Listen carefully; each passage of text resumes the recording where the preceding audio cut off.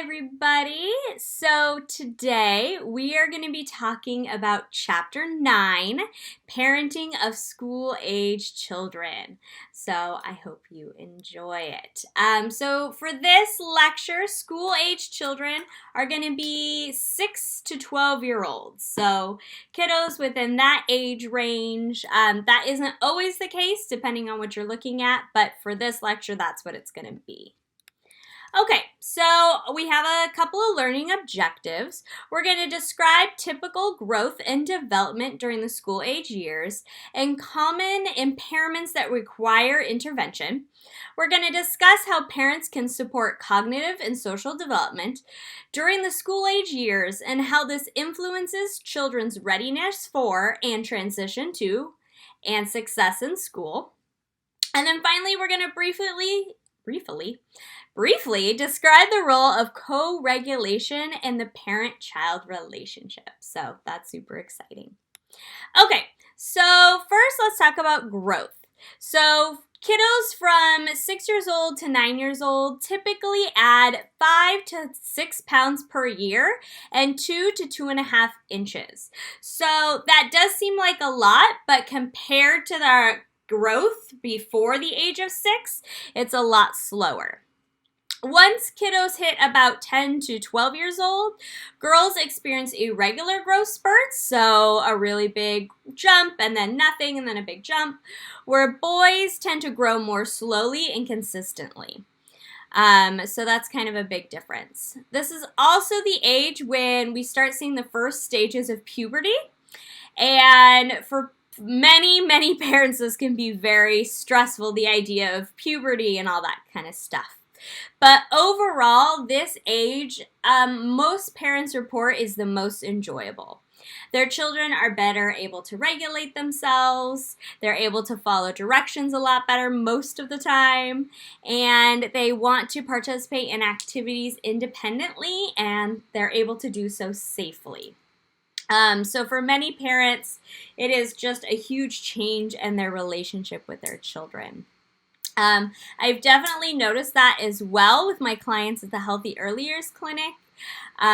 We have a lot of our kiddos that hit, that kindergarten age and a little bit beyond, and they're really getting interested in those extracurricular activities, right? The cheer, the Girl Scouts, different sports. So parents do report that that's a lot of fun. Okay, so when we're looking at developmental tasks for this age, when it comes to cognitive, motor, and language development, most of these skills have already been achieved, right? Children already know how to talk, they know how to run, they have a lot of critical thinking skills, but in this age, they're just kind of increasing those skills, mastering them, and increasing their understanding and purpose. So, like the language example, yes, they can talk, but now they're learning more advanced words, and they're using those words in better ways, those kind of things. We're also working on developing those socialization skills. So learning about social expectations and cultures, and then the behavioral consequences for that. If you are not kind to your friends, they don't want to play with you. Or if you are kind of mean to other kids, you kind of get that identity as a bully, and kids don't want to play with you. Also, if you can't follow directions or play by the rules, kids aren't going to want to play with you. So kids at this age are really learning that, and then how to deal with their frustration in social interactions. So one of my kiddos, he's 6.5, and going to school was really hard for him because of these exact reasons. He does not do very well with taking turns in school. He always wants to be first. So for him, we're seeing a lot of developmental delays in the social area, and it has been really challenging for him, and that's why he's seeing me. Most of the time, kiddos are becoming more responsible and independent, so they can start really completing those daily tasks on their own without as much parental involvement. And this is also the perfect time to start establishing healthy lifestyles when it comes to nutrition, physical activity, and sleep. So this is really important for parents to kind of support children through the identity of a healthy lifestyle. So when it comes to what things are important, that would be one of the big ones for this age group. Okay, so early intervention and identification is really, really important across the lifespan, but for school-age kiddos, it's a little more unique. So the ones that have really obvious delays or needing of intervention have probably already been located, right? They really struggled in preschool, they're already receiving services. So then what we see is those kiddos that are right on that borderline, right? So a kiddo who had a little bit of issue in preschool, but we didn't require too many high standards for them, right? So they were kind of able to skate through. They used their different skills, and they just kind of skated through. But then they get to kindergarten and first grade, and they can't use those same skills that they had before. The standards are a lot higher. So then that's when we start seeing these kiddos kind of come out of the word work and realizing that they need additional help and intervention.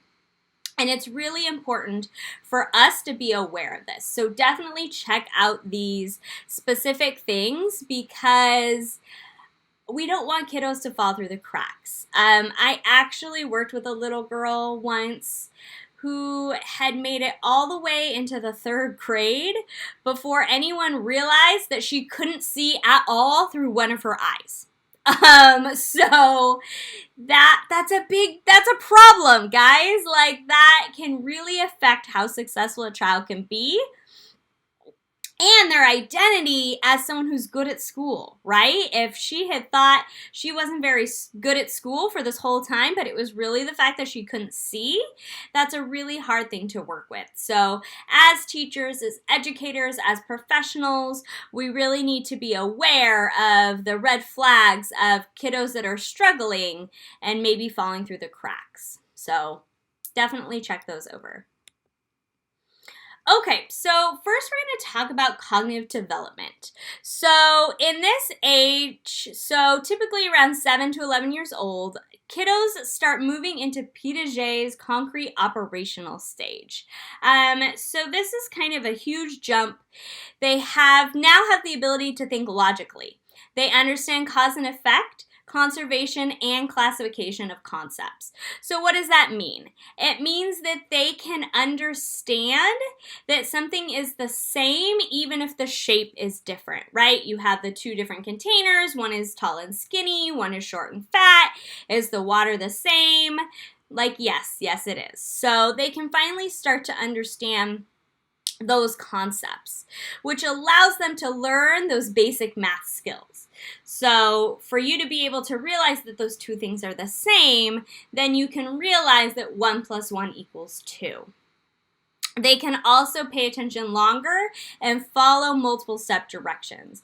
And that's really needed for those beginning academic skills, right? You need to really understand how to pay attention if you need to understand math and you need to understand your letters and things like that. They also have a greater understanding of language. So I think that's really awesome, right? Because that's where the very basics of reading come in and communicating their thoughts and feelings. It's really funny because I mostly work with those younger kiddos, right? And I have a kid right now who's just out of this age, so he's about 11, almost 12. And the things that he says just blow my mind sometimes. The big thoughts that he has in his head and can explain to me is just amazing. So I think we have to continue to give these kiddos the benefit, right? To listen to the big ideas that they have, because they really do have a lot of really awesome ones. So I want to start thinking about how we can help parents continue to help their children expand and learn their cognitive skills, right? Because this is one that parents really think about when they think about school, right? Math, reading, letter recognition, all that kind of stuff. So what I always like to tell parents is, from a parenting aspect, you want to help your child learn these skills in natural and fun ways that work for your child. You're not, right now with virtual learning, this is not necessarily true, but overall, you're not your child's teacher. You're their parent. So how can you help them learn these skills in fun and unique ways? So a great example is cooking. A lot of children really love to help their parents cook. And so when they have that freedom to be in the kitchen, they can really start learning and expanding those cognitive skills, right? They can start reading the recipes. What things do we need? What things do we have to do? Oh, you're right. This says stirring or this says mixing. Also reading the list, right? We need raspberries. We need flour, those kind of things. Also the math of it. We need a half a cup of flour, but all we have is a quarter cup. How do we get that half a cup? So really using these concepts in natural and easy ways. So that's really that suggestion there. Okay, so we've kind of already talked about some kiddos that may need early intervention and those types of things. So there's two ways that kids can get additional support through the school. And one of those is the IEP. So we kind of already talked about, well, we didn't talk about it in this class, but for the early kiddos, you have an IFSP and then an IEP once you turn 3. So once a kiddo turns 5 or 6, it's much harder to get an IEP if they have not had one before. So this process can be really stressful for families. So I just kind of want you guys to be aware of how stressful and anxiety-provoking that can really be. That doesn't mean these kiddos still don't need help, right? If a kid truly needs help, their families really do need to fully pursue the IEP process.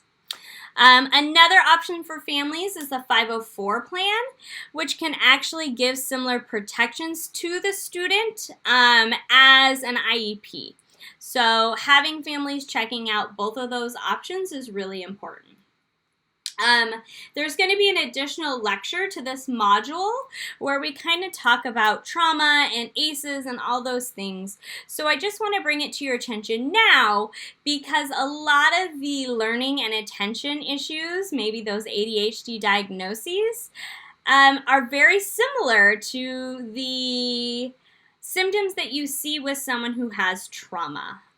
So definitely check out that lecture as well because I think that's really important and relevant. Okay, so during the school age years, bullying becomes a lot more on the minds of both parents and children, right? It can really increase anxiety and stress for both for parents and their kids. So how do we help and protect our children from bullying? So I really like the suggestions for parents, 9.3 from your book. As professionals, we can help parents focus on their child and help the child talk about their feelings about bullying and maybe even seeking a professional help if needed from a therapist. Their parents can also help their child learn ways to respond to a bully. So the first thing is never tell a child to ignore the bullying or to fight back. There's a lot of really bad advice out there, guys. Just punch him in the face and then he'll go away, or just ignore it. They don't really want to hurt you. That's not good advice. So what we really want parents to be telling their children is to look the bully in the face and with a clear and confident voice tell them to stop, or that they don't like that. So a lot of the times this can really make a difference, right? Because other children can also be like, oh, wow, that person is confident. They stood up to that bully. That can kind of make a difference. Sometimes humor can also be used, but it should never be used to make fun of the bully, right? So nothing about, making jokes about how the bully looks, right? But you can make jokes about, I don't know, I can't even think of an example right now. But humor is kind of a great way to diffuse a situation. So if a child is feeling unsafe, they should definitely talk to a trusted adult, right? So definitely helping a child look for those helpers in their life and those other areas of protection and support. Also helping a child think about how to keep themselves safe. So, I know this kid always finds me over by the water fountain, so I'm going to go and use a different water fountain. Or I know it's whenever I'm by myself, so I'm going to make sure that I'm with my friends a lot of the times. So it can be really sad to think that you have to kind of teach your children that, but it can really make a difference in keeping them safe and kind of breaking the cycle of bullying. Parents can also help their children build resiliency by facilitating, supporting other healthy relationships, growing skills in self-efficacy and regulation, and providing opportunities to improve adaptive skills and control and build support from faith, hope, and cultural traditions. So really taking advantage of those protective factors for the child. Okay, on the other side, how do we prevent bullying from the bullying side, right? Because a child is never a bully, they're participating in bullying behavior because we don't want that to be part of their identity. So what we want to do is really have those strong boundaries and foundations for a child. We need to give them the ability to create their moral reasoning skills. But what I want to talk about here is that there's a difference between shame and guilt. Guilt is healthy, right? Guilt is when you make a mistake and you work towards fixing that mistake, right? You said something hurtful to your friend, you apologize, and you ask them how you can help them to make it better. That's where guilt comes into play. The problem is shame. Shame is the thing that really a person will take in as part of their identity. And we never want to use shame to discipline our children because that can create bullying behaviors later on, right? If I feel that I'm not a good person, that the decisions I make are really about myself, then I'm going to find someone else who looks weak or something like that to make myself feel better. So when we're talking to parents, we really need to highlight the difference between shame and guilt. Another way to prevent bullying is to really work on those empathy skills, seeing how other people feel. How can you understand how other people feel? Can you join with other people's feelings? So we really need to continue to fund programs that help kiddos learn this stuff. If you haven't checked out Roots of Empathy, I strongly suggest it. It's an amazing program where they bring babies into schools to help kiddos learn empathy. So we just need more of those types of programs in our school system and available for our school-age kiddos. Okay, so let's talk about social emotional development. Your book has this other great resource for you guys to check out. So take a look at that. Children may experience mental health issues during the elementary school years. And unfortunately, we are seeing a lot of kiddos in the elementary school age group who are suffering from mental health issues right now because of COVID. And a lot of rates of suicidality. So this is, talking to our clinicians, this is one of the hardest years for mental health. And I'm sure you guys understand that. I'm sure you guys feel some of that as well.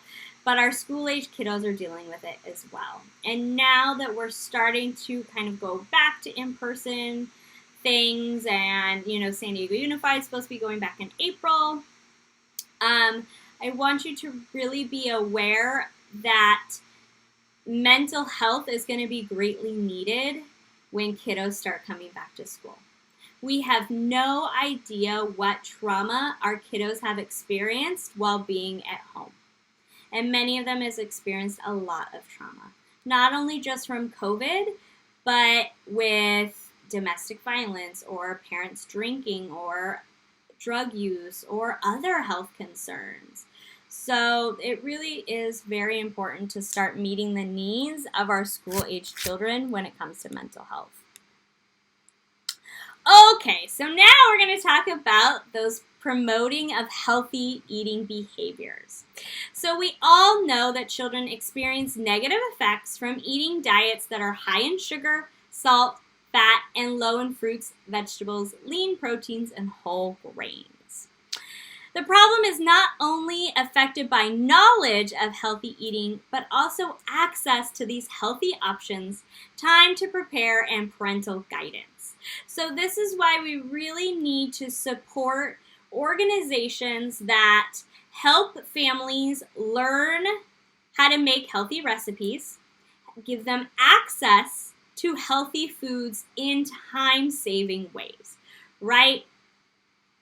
We really need to support these organizations so that kiddos can start creating those healthy skills and just lifestyles early on. So when you guys are kind of thinking about voting and supporting these kind of programs, it's really, really important that we start having access to these skills for families because they're not going to learn it any other way. And it really is a simple way to make a huge difference in the quality of life for our school-age children. So I just kind of want to highlight that for you guys. Okay, so obviously physical activity is also really important for creating healthy lifestyles. Kiddos in this age group need at least 60 minutes of vigorous activity a day. And these need to include muscle and bone building activities every other day, which is a lot, right? Especially with so many schools really cutting down on the PE and the recess time. So this is where organized sports outside of school are becoming really important for families. Kiddos should also not be inactive for longer than 2 hours at a time. That's crazy, right? And as adults, we kind of know that, right? When we start feeling at the 2-hour mark that we need to start standing up and moving our bodies and stretching and things like that. So it's really, really important for our kiddos in this age group. Okay, so sleep is also really important because it obviously makes us healthier, it increases our academic performance, makes us a lot happier and emotionally stable and regulated, and it can prevent injury. Because if you are tired, you're not doing as great of a job at keeping your body safe, right? So it's really important that parents start to help their kiddos learn those effective bedtime strategies, right? No use of electronics before bedtime, use of blackout curtains and keeping your room at the correct temperature, using a sound machine. So definitely check out some information on good sleep hygiene. I think it can really help families understand how to help their children. Like, we start thinking about it when we're adults, like, oh man, my sleep hygiene's so terrible, blah, blah, blah. Well, let's start teaching our school-age children these same skills, right? No, you don't need the TV to fall asleep yet. Let's use white noise instead. So we want kiddos to be successful. Okay, so last we're going to talk about the developmentally appropriate behavior guidance for this age group. So during the elementary school years, children gain some independence, but parents must have clear and consistent rules, and at this age, that's even more important, right? Because they're having an increase in peer influence, if there isn't a clear rule from the parents, the children are going to be more likely to be influenced by whatever their peer is saying. So during this time, there's actually the primary reason for death at this age is unintentional injuries. And that's just so disheartening, right? Like an injury that could have been prevented. So it's why it's really important that parents need to have very specific rules about behaviors around certain items that can put them at risk. So this includes guns, water and swimming, animals, traffic, internet, and technology use, right? So parents need to have these actual conversations with their kids, and they need to have them often, consistently, and early, right? Oh, my kid's only 5, they're not going to have access to a gun. Well, you don't want to be disappointed. You don't want to be devastated because your kid actually did get access to a gun at a friend's house and you didn't know, right? So having these conversations early is really important. So at this time of age, parents are still really needed to help their kids regulate. So typically when we think of co-regulation, we think of the younger kiddos, even the babies, right? You need a parent to regulate yourself and to sleep and all this stuff. Parents are still needed even at this age. And this is where attachment can really come into play, right? That at this point, you probably have the attachment that you're going to have, right? You've established your relationship with your parents. Their behaviors have kind of established. So you have a specific way of looking at the world when it comes to attachment. So for our kiddos who have issues regulating themselves, we really need to think about that connection with their parents and how their parent is helping them regulate. So this is even more important to have parents regulate themselves, right? A parent cannot be a successful help with homework or giving behavioral guidance if they themselves are not regulated. So I actually teach a parenting group once a week, and this is one of the biggest things that we work on, is helping parents to regulate themselves so that they can then regulate their child. And I had a mom a couple weeks ago who came and said, you know what, I realized that I was so much more calm for homework, and it was like night and day, the change in my child's behavior. So it really, really is important to think about regulation at this stage, even though we don't traditionally think it. So. Okay, everybody, so that's all I have. I know that is a lot of information, so please let me know if you have any questions. Awesome. Thanks so much. Bye.